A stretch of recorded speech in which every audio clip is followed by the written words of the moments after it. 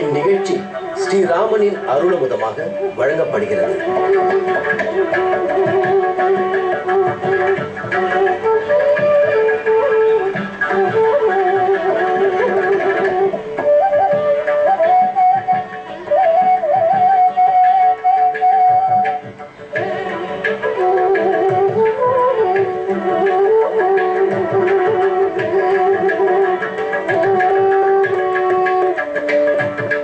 वेदवेद्ये परे पुंसी जाते दशरथात्मजे वेद प्राचेदसादासीत् साक्षात् ராமாயணாத்மனா.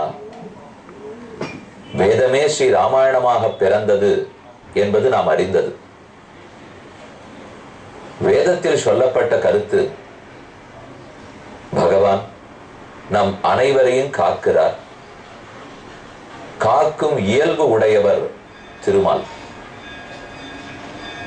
நம்மை ரட்சிக்கும் போது ஸ்ரீ மகாலட்சுமியான பிராட்டியோடு கூட இருந்தே பெருமாள் காப்பாற்றுகிறார். லக்ஷ்மியாசக ரிஷிகேஷா தேவ்யா காருண்ய ரூபயா ரக்ஷக சர்வசித்தாந்தே வேதாந்தே பிச்ச கீயத்தே என்று சொல்லுவார்கள். பகவானுடைய கருணையை வளர்த்து கொடுப்பவள் சீதாதேவி. ராமன் காக்கிறான். கருணையே உருவான சீதையோட சேர்ந்த ராமன் காப்பாற்றுகிறான். அதை என்றோ இருக்கும் புராணம் சொன்னது மட்டுமல்லாமல் இன்றிருப்பவர்களும் ஏற்றுக்கொள்ளும்படிக்கு ஒரு அழகான வரலாறு. பாரத தேசத்தவர்கள் மட்டுமல்லாமல் ராமனே காக்கிறான் அப்படிங்கிறதை இந்த தேசத்தில் சில காலம் வசித்த ஆங்கிலேயர்களும் ஏற்றுக்கொண்ட வரலாறு. எந்த ஊருக்கு போக போகிறோங்கிறது தெரிந்திருக்குமே. ராமன் காக்கிறான், ஏரியை காத்தான். அதை ஆங்கிலேயரும் ஏற்றுக்கொண்டார்கள். ஏரி காத்த ராமன் மதுராந்தகத்து ராமன்.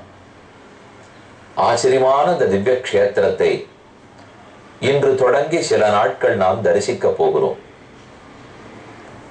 சென்னை திருச்சி நெடுஞ்சாலையில் பெரிய ஊர் மதுராந்தகம்.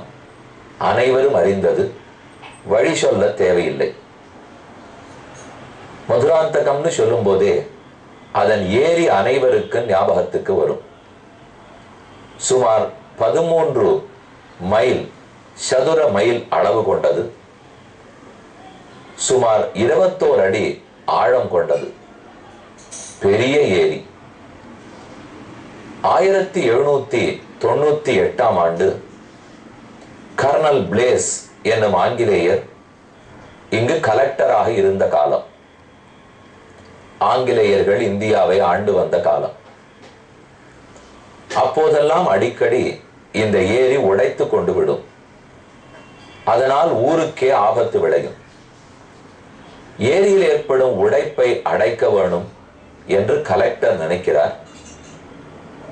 இந்த ராமனுடைய திருக்கோயிலில் நிறைய கற்கள் இருந்தன. அதை தாயார் சன்னதி தனித்து கட்ட வேண்டும் என்பதற்காக பக்தர்கள் சேர்த்து வைத்திருந்தார்கள். ஆனால் ஆங்கிலேயருக்கு அந்த பக்தியோ நம்பிக்கையோ புரியவில்லை. ஊரே வீணாகி போகும், அதை பார்ப்பதா அல்லது ஆரோ ஒருத்தருக்காக கோயில் கட்டுவதா? இந்த கற்களை கொண்டு போய் கண்மாயை அடைத்து விடுவோம், உடைப்பை அடைப்போம் என்று ஆணையர் கூறினார். மக்களுக்கெல்லாம் வருத்தம். இப்படி போய் சொல்லுகிறாரே, இது தவறாயிற்றே என்று எடுத்து சொன்னார்கள். ஆனால் அவர் கேட்பதாக இல்லை, மாறாக கேலியாக கேட்டார். இவ்வளவு தூரம் கடவுள் கடவுள் என்று கோயில் கட்டி கும்பிடுகிறீர்களே, அப்ப அந்த ராமனே வந்து நம்முடைய ஏரியை காத்து கொடுக்க வேண்டியதானே? அவர் ஏன் நாம் துன்பப்படுவதை வேடிக்கை பார்த்து கொண்டிருக்கிறார் என்றார். அப்போது மக்களுக்கு பதில் தெரியவில்லை. ஆனால் மகேசன் அன்றே பதில் கூறினான். அடுத்த பெருமழை ஏற்பட்டது. ஏரி நிரம்பியது. இன்னும் சிறிது நேரத்தில் உடைக்க போகிறது. நாடே வெள்ளக்காடாகலாம். பயந்து போன துரை அங்கும் இங்கும் போய் பார்த்து கொண்டிருந்தார். எப்படி காப்பாற்றுவதுன்னு தெரியவில்லை. அவர் கூட சிலர் இருந்தார்கள். ஒரு பெரும் மின்னல் வெட்டியது. கார் இருள். அந்த சமயத்தில் 2 வில்லாளிகள் அவ்விடத்திலே மதகுக்கு மேலே நடந்து நடந்து அது உடைத்துக் கொள்ளாமல் தங்கள் வில்லால் காப்பாற்றி வந்தார்கள். இதை பார்த்த ஆங்கிலேயருக்கு ஏதும் புரியவில்லை. இந்த வில்லாளிகள் யார்? இந்த இருளில் எப்படி உடைப்பில்லாமல் பாதுகாத்தார்கள்? ஓ, ஊர் மக்கள் சொன்னது சரிதான் போலும். நேரே அவர்கள் இருவரிடத்தில் சென்றார். இவர்கள் ராமனும் லக்ஷ்மணனும் தாம் என்பதை அடையாளம் கண்டுகொண்டார். அவர்களிடத்திலேயே தன்னை சமர்ப்பித்து பக்தி ததும்ப நன்றி சொல்லி உடனே ஜனகவல்லி தாயார் சன்னதி கட்ட ஏற்பாடு செய்தார். இப்படி ஆங்கிலேயர்கள் கூட நேரே நம்பும்படிக்காகத்தான் இங்கு ராமன் எழுந்தருளி உள்ளார். மதுராந்தகம் ஏரிகாத்த ராமனுடைய சன்னிதானம். உள்ளே போய் பெருமாளையும் தாயாரையும் மற்றும் உண்டான அனைத்து சன்னிதானங்களையும் தரிசிக்க போகிறோம். அதற்கு முன்பாக இப்போதைக்கு சுக்ரீவனை யார் காப்பாற்றுவார்கள் தெரியவில்லை. ஏரியை ராமன் காத்தான்.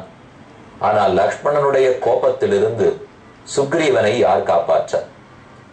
நாம் கிஷ்கிந்தா காண்டத்தின் 33வது சர்க்கத்தில் உள்ளோம். அதில் 24 ஸ்லோகங்களுக்கு மேல் பார்க்க வேண்டும். ரோஷ வேக பிரகுபிதா ஸ்ருத்வாச ஆபரணஸ்வனம் சகார ஜாஸ்வனம் வீரஹ திச சப்தேன பூரையன். லக்ஷ்மணன் கிஷ்கிந்தைக்குள் நுழைந்தார். அரண்மனைக்குள்ளும் புகுந்தார். 7 கட்டு மாளிகை. சுக்ரீவனை பார்த்து நன்கு கேள்வி கேட்க வேண்டும் என்கிற கோபத்தோடு புகுந்தார். அப்போதுதான் ஆங்காங்கு ஆட்டம், பாட்டு, கேளிக்கைகள் எல்லாம் அவர் காதில் பட்டன. அது இன்னும் அவருடைய கோபத்தை கிளறியது.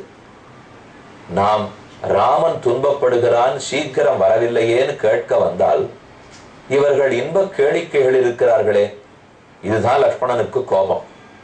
ஆகவே தேனச்ச அபஸ்வேநாத சுக்ரீவ பிளவகாதிபக விஜ்ஞாய ஆகமனம் திரஸ்தக சச்சால வராசனாத் அங்கதேன யதாமக்கியம் புரஸ்தாத் பிரதிவேதிதம் சுவ்யக்தமேஷ சம்பிராப்தः சௌமித்ரிர் பிராத்ருவத்சலஹ.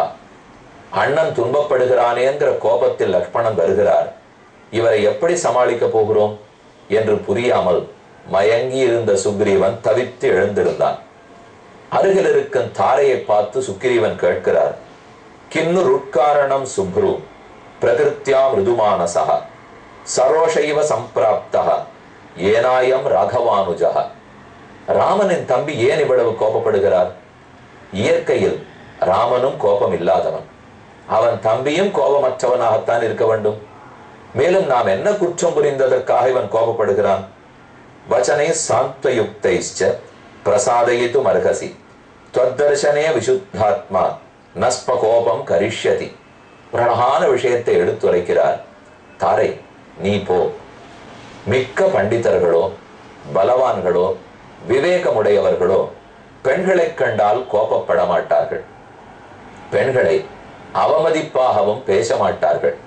உண்மைதான் பேசுவார்கள், மறைத்தும் பேச மாட்டார்கள். ஆகவே தாரையே நீ போ. லக்ஷ்மணன் வந்த காரியத்தையும் அவன் கோபத்துக்கு காரணத்தையும் தெரிந்து கொள். துவா சாந்தைர் உபக்ராந்தம் பிரசன்னேந்திரிய மானசம். நீ பேசுற பேச்சு இனிமையாக இருக்க வேண்டும். அவன் மனத்தை உருக்கி உண்மையை வெளிக்கொண்டு வர வேண்டும். ஏதேனும் நம்மிடத்தில் தவறு இருந்தாலும் அதை அவனை பொறுக்க சொல்ல வேண்டும். சாப்ரஸ்கலந்தி மதவிஹ்வலாட்சி பிரலம்ப காஞ்சி குண ஹேமசூத்ரா சலக்ஷணா லக்ஷ்மண சன்னிதானம் ஜகாமதாரா நமிதாங்கயஷ்டி. ரொம்ப ஆச்சரியமான ஸ்லோகம். எப்படி சுக்ரீவனோட படுத்திருந்தாலோ அந்த அடையாளங்கள் அழியாமல் தன்னை திருத்தி சரிப்படுத்தி கொள்ளாமல் தாரை நேரே வெளியே வந்தாள். இதை லக்ஷ்மணன் எதிர்பார்க்கவில்லை. ஒரு பெண் வருவாள் என்பது அவன் நினைக்கவில்லை. ஒரு ஆண்மகன் வருவான், தினவடங்க சண்டை செய்வோம் என்கிற எதிர்பார்ப்போடு வந்தான். அவளை பார்த்தவுடன் நிமிர்ந்து கோபத்தோடு இருந்த தலையை லக்ஷ்மணன் குனிந்து கொண்டான். அதை கூறுகிறார். சதாம் சமீக்ஷைவ ஹரீஷபத்னி தஸ்தா உதாசீனதையா மகாத்மா அவாங்முகோ பூது மனுஜேந்திர புத்திரா ஸ்ரீ சன்னிகர்ஷாது வினிவிருத்த கோபா. பெண்ணை பார்த்த உடனே கோபம் நீங்கித்து, உடனே தலை கவிழ்ந்து கொண்டான். இத கம்பர் அழகா வர்ணிக்கிறார். மாமியர் குழுவில் வந்தான் ஆமென மைந்தன் நிற்ப. தன்னுடைய நீண்ட வில்லை தரையில் ஊன்றிக் கொண்டு ஒரு 4-5 மாமியார்களுக்கு நடுவில் ஓர் மாப்பிள்ளை அகப்பட்டு கொண்டால் அந்த மாப்பிள்ளை எவ்வளவு வெட்கப்படுவரோ அதை போல் தலை குனிஞ்சுட்டு நின்றான் லக்ஷ்மணன். என்ன புரியுற உதாரணம் பாருங்க. 4-5 மாமியார் கூட இருப்பார்களான்னா, சின்ன மாமியார், பெரிய மாமனார், 1 விட்டு மாமியார், 2 விட்ட மாமியார் இருக்க மாட்டாளா? அத போல மாமியார்கள்னு வச்சுக்க வேண்டிதான். மாமியார் குழுவில் வந்தான் ஆமென மைந்தன் நிற்ப. அவளை வெட்கப்பட்டு தலையை குறிஞ்சுட்டா. இவனை எப்படி தலையை நிமித்த வைக்கிறதுன்னே தாரைக்கு புரியல. அவனை பார்த்து கேட்கிறாள். கிங்கோபமூலம் மனுஜேந்திர புத்திர கஸ்தேன சந்திஷ்டதி வாங்நிதேசே கசுஷ்க விருட்சம் வனமாபதந்தம் தவாக்ரி மாசீததி நிர்விசங்கா. லக்ஷ்மணா, கிங் கோபமூலம், உன்னுடைய கோபத்துக்கு என்ன காரணம்னு சொல். மனுஜேந்திர புத்திர, 60,000 ஆண்டு நாட்டாண்ட தசரதனின் புதல்வனே, ஏன் கோபப்படுகிறாய்? எதுக்கு லக்ஷ்மணான்னு கூப்பிடாமல் மனுஜேந்திர புத்திர தசரத மன்னன் சக்கரவர்த்தியினுடைய மைந்தனேன்னு கூப்பிடுகிறாள்னால், 60,000 ஆண்டுகள் உங்க அப்பா ஆண்டாரே, இத போல முணுக்குன்னு கோபப்பட்டிருந்தார்னா 1 வருஷம் நாட்டை ஆண்டிருக்க முடியுமா? நிதானம் இருந்தா தான் ஆள முடியும். நீ நாளைக்கு நாட்டை ஆள போகிறாய், இந்த கோபம் ஆகாத லக்ஷ்மணா என்று கேட்டாள். லக்ஷ்மணன் அவருடைய பேச்சு சாமர்த்தியத்தை வியந்து பதில் கூறுகிறான். கிமயம் காமவிருத்தஸ்தே லுப்த தர்மார்த்த சங்கிரஹா பர்த்தா பர்திருஹிதே யுக்தே நச்சைவம் அவபுத்தியசே. உன் கணவன் தவறிழைத்தான், சுக்ரீவனுக்கு அரசு கிடைத்ததே என் அண்ணனால், கொடுத்த வாக்கை மீறுகிறான், வரேன்னு சொன்ன காலம் தப்பித்து ஆனால் சுகபோகத்தில் மூழ்கி இருக்கிறான். நமாசான் சதுர கிருத்வா பிரமாணம் பிளவகேஸ்வரா. 4 மாசம்னு கெடு கொடுத்தான், ஆனா மாதம் தாண்டித்து வரவில்லை. தர்மலோபகா மகான்ஸ்தாவத் கிருதே கியபகிருப்பிதா மித்ரம் அர்த்த குணசிரேஷ்டம் சத்திய தர்ம பராயணம். கேள். நகி தர்மார்த்த சித்தியர்த்தம் பானமேவ பிரசஸ்யதே. குடிக்க ஒருத்தன் தொடங்கிவிட்டால் அவன் தர்மத்தை பாதுகாக்க மாட்டான், கொடுத்த வாக்கை மீறி விடுகிறான், பெறத்தியார் சொத்துக்கு ஆசைப்படுவான், கொலை செய்ய தூண்டப்படுகிறான், ஞாபகமே இராது, தன்வசம் இழுக்கிறான், குடி அத்தனை கெடுதலை ஏற்படுத்தும். புரிந்துகொள், உன் கணவன் குடிக்கு வசப்பட்டு பெண்கள் மடியில் கிடக்கிறான், அதனால் தான் அவனை சொல்லி போக வந்தேன். தர்மத்தை அழித்தான், தத்வயந்து பரித்தம் நது தர்மே வியவஸ்திதம். எல்லாத்தையும் கேட்டுக்கொண்ட தாரை பதில் கூறினாள். ந கோபகால க்ஷிதிபால புத்திர நச்சாபி கோப ஸ்வஜனே விதேய ததர்த்த காமஸ்ய ஜனஸ்ய தஸ்ய பிரமாதம் அப்பியர்கசி வீரசோடும். நீ கோபப்படு, ஆனா செல்லிடத்து காப்பான்னு செனங்காப்பான். உனக்கு விதேயர்கள், உனக்கு வசப்பட்டவர்கள் நாங்கள். எங்களிடத்தில் ஏன் கோபப்படுகிறாய் லக்ஷ்மணா? நாங்கள் சொன்ன சொல் தவறவில்லை, உங்களுக்காகத்தான் வேலை பார்த்துட்டு இருக்கோம். வானரங்களை வர சொல்லி ஆள் அனுப்பி இருக்கிறோம், அதற்குள் கோபப்படாதே, சொல்வதை பொறுமையாக கேள் என்றாள் தாரை. நாமும் பொறுமையோடு கேட்போம், காத்திருந்து மதுராந்தகத்தை தரிசிப்போம். ஒரு அறிவிப்பு. நவம்பர் மாசம் 16, 17 ஆகிய தேதிகளில் மாலை 6:30 மணிக்கு கரூர் நாரதகான சபாவில் அடியனுடைய உபன்யாசம். ஆண்டாள் பாடிய திருப்பாவையின் சாரம். அடுத்து மார்கழி மாசம் வருகிறபடியால் அனைத்து அன்பர்களும் வந்து கேட்டு இன்புறுமாறு வேண்டுகிறேன். அனைவருக்கும் நமஸ்காரம்.